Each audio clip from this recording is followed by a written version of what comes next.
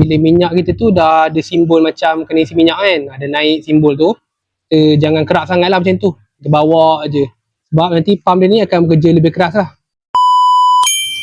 Okay, Assalamualaikum. Hari ni dekat tangan saya ni ada fuel pump.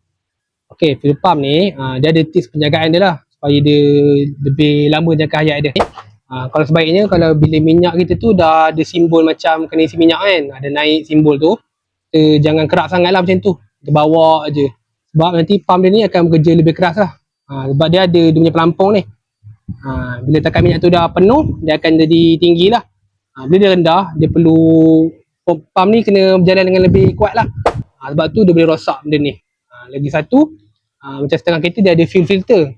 So fuel filter tu untuk penapis minyak petrol. Kita boleh check, kalau kotor ke apa kita boleh tukar.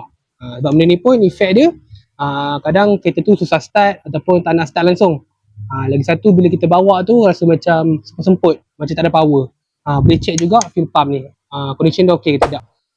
So mana-mana kereta yang bawa tu kena rajin lah check. Lepas tu kena jangan amalkan lah bila minyak tu dah kurang kita tak bawa juga. So siapa ada masalah tentang kereta ke apa, boleh cari kami dekat kedai TVZ.